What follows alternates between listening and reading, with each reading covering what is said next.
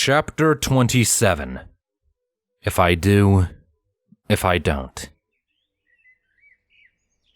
Earlier that day. Fluttershy didn't waste any time in making her way for the animal shelter, moving at a quick pace all the way. She had missed a lot more time volunteering there than she would have liked since BB hatched, and was hoping to make up for it with more frequent visits moving forward. She just had to make sure she wasn't late or distracted. Luckily, the clear sky and warming air were enough to refresh her mind and kick her brain into gear. As she went, she started to go over the tasks she imagined she would have to do upon her arrival in her mind. I'm probably going to have to clean out a lot of animal pens, fill a lot of water in food bowls. I might get to spend some time playing with the cats and dogs to keep them in shape and in high spirits. Maybe give them some love and affection. She thought over each item carefully, crossing a street and taking a left for the shelter that was several blocks down. She was abruptly torn from her thoughts as her phone began ringing in her pocket. With her face screwing up in mild confusion and impatience, she pulled the device from her pocket and checked the caller ID. Any malcontent Fluttershy felt melted away and was replaced by a whole new feeling as she saw that it was Sunset Shimmer. She came to a stiff stop in the middle of the sidewalk to stare at the name on her screen for several seconds. She took a deep breath before swallowing the lump in her throat and answering the call. Hello? Hi, Fluttershy. How are you doing? Came the voice of the pony-turned-human from the other end of the line, happy-sounding. There was a very faint thumping of a bassy music speaker spewing rock music in the background. Fluttershy gave a small smile. I'm okay.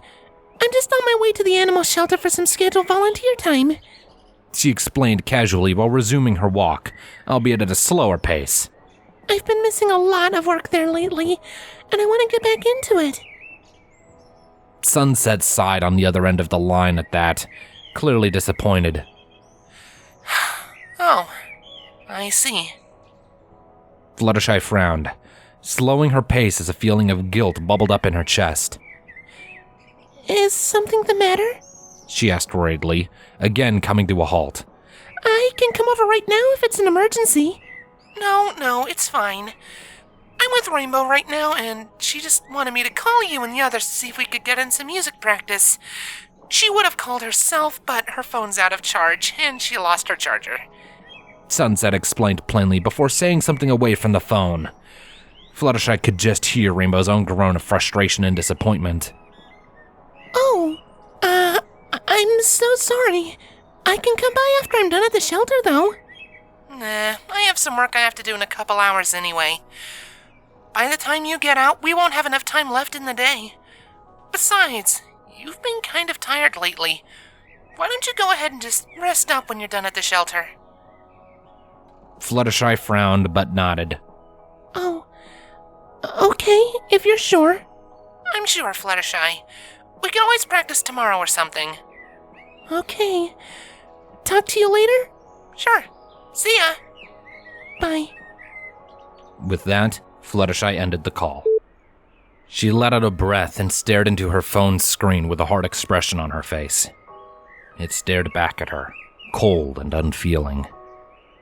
The bright light of her home screen remained active for a good 10 seconds before the screen went dark, allowing Fluttershy to see her reflection in the smooth surface of her touchscreen.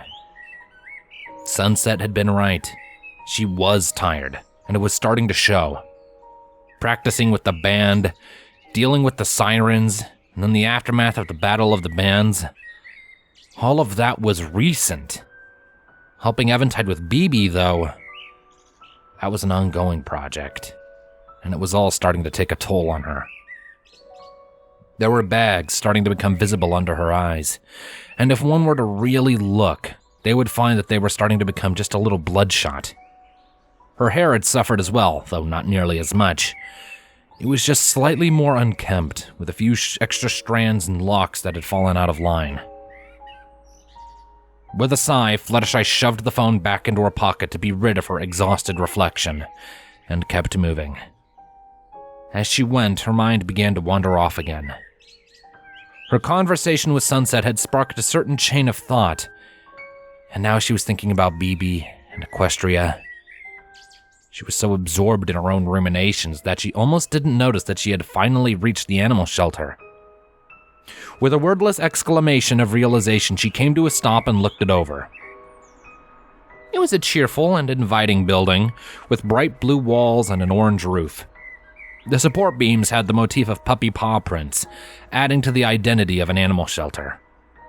In the front windows, there were flyers and pamphlets that advertised their needs for volunteers, the services they did their best to provide, and the general work they did. Taking a deep breath and shoving her own worries down, Fluttershy stepped into the entrance lobby. Things seemed to be pretty quiet that day, with only a young man and woman standing at the counter and talking to Squirrel Squeak, one of the other regular volunteers. Squirrel gave Fluttershy a look from the corner of her eye and a small smile before returning her attention to the couple. Deciding it was best not to interrupt, Fluttershy walked deeper into the building to find the director so she could get her tasks for the day.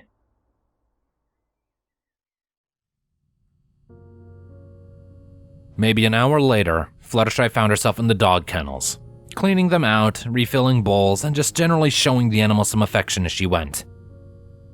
They were thankfully and mercifully quiet today, allowing her to continue thinking as she worked. As she finished up in one pen and moved on to the next, she couldn't help but giggle a little bit at the puppy inside. He was a young one with a reddish-brown coat and low, hanging ears. He was rather small, able to be held quite easily in one's hands. The same size as BB. Fluttershy shook her head to dismiss the thought. Not right now, Fluttershy. You have work to do. Curious, she checked the sheet of paper that was clipped to the gate. The dog was a male named Kite, on the grounds that he had been found in an open field with a lot of people flying kites, and had been trying to chase them whenever they came back down. He was only a year old right now, and according to the paper, he had been 6 months old when the shelter brought him in. Just a stray, lost puppy. No parents. Fluttershy sighed heavily and shook her head again, before smiling down at Kite, who was standing up on his hind legs to swat at the door, his little tail wagging energetically behind him. Hey there, little guy. She greeted while opening the kennel door to step in and do her work. She knelt down to pet Kite behind the ears as she entered, and smiled happily at the police snorts and snuffs that were now routinely slipping out of the pup. You doing okay in here? He answered by shoving his nose into her hand and looking up at her with beady eyes, making her heart melt just a little. She just laughed some more, gave him a few pats, and set to work on his pen. It was fairly clean, all things considered, so it wouldn't take long. As she worked, she began talking. You know, Kite, you remind me a lot of someone else I know. You're about the same size, you're cute, you're energetic. She paused briefly while pouring food into the bowl. She glanced over her shoulder at the dog, who was now watching her with curiosity. And neither of you knows who your parents were. Kite's tail stopped wagging at once, and he tilted his head to one side while sitting down on his haunches. He must have noticed a change in her tone of voice. If Fluttershy didn't know any better, she might have thought the dog was actively listening to and understanding her. But, of course, the only dog who could do that was in another world. The same world BB came from. It was pointless. She just couldn't take her mind off that strange little bug. Fluttershy sighed and set about filling the water bowl. The thought of Equestria and BB's ties to that foreign world had now consumed her thoughts, leaving her almost unable to focus on her task. She just had the presence of mind to stop pouring water and put down the bottle before she overflowed the dish. She glanced over at Kite, then lifted her head a little bit, listening for anybody else in the area that might be listening. When she heard nothing but the occasional whines or barks of other dogs, she looked down at Kite again before taking a deep breath. Kite? While I'm working, do you mind if I talk about something personal? The dog didn't respond beyond tilting his head to the other side. Fluttershy took that as the all clear and began speaking again. See, the other little guy I know is something unique. He's not a dog, he's not an animal, but he's not like me either. He's from a different world. A friend of mine is raising him, and I'm helping however I can. Fluttershy stopped whatever it was she was doing. Her body had been on autopilot, really. She thought she was trying to scrub down the wall, maybe. She stood there for a little while, her head slowly lowering as thoughts and feelings long buried decided they were done being silent. She was alone, with only the dogs to listen, and they wouldn't be sharing her secrets. She turned and sluggishly sat down on the floor and leaned back against the wall. They're both so happy together, she continued, closing her eyes and trying to suppress the tremble that was overtaking her voice. Eventide hasn't been so happy in a long time. He's finally doing something with himself, and he's doing a wonderful job raising BB.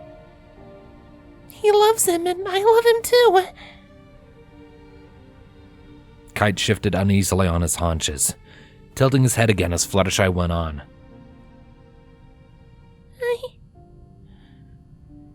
Fluttershy curled her knees up to her chest and hugged them tightly, her hair falling in front of her face like a curtain to hide her from the world. But we're not his real parents. What if they're a mom and a dad who lost their child before he even hatched? Maybe they abandoned him here, but what if they didn't? What if he was stolen? What if he was lost and they tried to find him? Her lip began to tremble along with her voice, and tears were forming in her eyes. If they lost him, then... And then, a quiet sob tore itself out of her. Then if BB stays with Eventide, that means his real parents might be grieving on the other side of the portal, missing their child, not knowing if he's okay, thinking they lost him forever. She buried her face in her knees and began to openly cry. But if BB ever goes back, then Eventide will lose his son. BB will lose his dad. She couldn't keep going and, in a very rare act of frustration, slammed the back of her fist down into the floor, her cries growing louder. After almost a minute, she calmed down enough to speak through her tears, even if only barely. What am I supposed to do? No matter what I do, someone loses their family. Someone loses their child. And it's going to be my fault. Another sob coursed through her, and she didn't even notice that the entire dog enclosure had gone silent, all of the animals hearing her distress and going quiet. She'd been holding this in ever since she figured out where BB came from several months ago. It had been manageable back then, due in large part to the portal being closed for long stretches of time. Even if Sunset had discovered BB, they wouldn't have been able to send him back until the portal opened again, and that was at least 2 years out. But that was before the sirens. When Sunset had called upon Princess Twilight to fend them off, she had found a way to open the portal whenever she needed to, using a set of magically connected, nearly identical journals. One on Earth in Sunset's possession, one in Equestria in Twilight's. And now they had a direct line of communication with one another, and the portal could open at any time. Now, if Sunset learned about BB, he didn't belong on Earth. He didn't become a human like Twilight or Sunset did when they came through, and as such he would probably never fit in here. Sunset would know this, and she'd start pushing to send him back to Equestria. And Fluttershy just couldn't hold it in anymore. 6 months of pent-up stress and pressure was released all at once, in the quiet and isolation of the animal shelter's dog enclosure, surrounded by animals that did not understand her, but were all willing to try and comfort her all the same. A fact that was brought to light when, with a small whine, Kite walked up to Fluttershy and gently prodded his nose into her shin to get her attention. With her crying tapering off for a minute, she lifted her head to look at him, tears still in her eyes. He looked back up at her, walked closer and stood up on his hind legs to paw at her arm, whining again. She got the message. Without a word, Fluttershy scooped Kite up into her arms and held him tight against her chest, feeling his warmth seep into her and ease her discomfort. She felt him nuzzling into her and trying to offer a few reassuring licks, a gesture for which she was grateful. They stayed like that for a little while, with Fluttershy crying out her stress and holding the puppy, while all of the other animals listened, wishing to offer some help to their favorite volunteer, but being unable to do so from within the confines of their pens. After an indeterminate amount of time passed, though, the moment had to end. Somewhere, a door opened, and the voice of the director, Bounding Fox, echoed out. Fluttershy, are you still working in here? With an alarmed squeak, Fluttershy quickly set Kite down and got back to her feet, dusting herself off as she went. I'm here, She called back, trying and failing to subdue the emotional tremor that was still in her voice. She stepped out of the kennel just in time to see Fox approaching her at a brisk walk, eyes going wide in surprise. Whoa. Fluttershy, are you okay? She asked in a ginger voice, reaching out and putting a hand on Fluttershy's shoulder.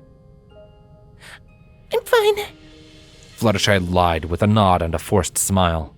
Just had to let some stress out. I'm sorry, I'll get back to... Fox held up a finger to cut her off and shook her head. Fluttershy, I was being rhetorical. I thought I heard crying and, well... She gestured vaguely at Fluttershy's face. I see the tear lines. Do you need to go home? Her voice was so gentle and caring that Fluttershy couldn't help but relax under it, just a little. Still, she had to protest. No, She said quickly while shaking her head. No, I'm okay now. I can keep working.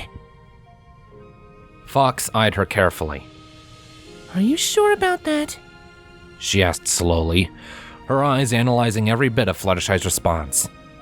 Because if you need to head home, or even just take a little break to calm down and pull yourself together, maybe get some water and a snack, you are more than welcome to. Fluttershy tried to take a deep breath to calm herself, but a small half-sob slipped out of her nonetheless, causing Fox's frown to deepen. Fluttershy had to concede the point and hung her head. Okay. A break sounds fine. She mumbled guiltily. I'm sorry. Hey, it's okay. Don't worry about it. Fox assured her gently while draping an arm over Fluttershy's shoulders. With a light tug, she quietly ushered the quivering teenager out of the dog enclosure. We all have bad days. As they left, Fluttershy glanced over her shoulder at Kite's pen, and she saw the puppy standing with his front paws against the chain-link door, watching her go with a disappointed look on his face. They rounded a corner, and Kite disappeared from view.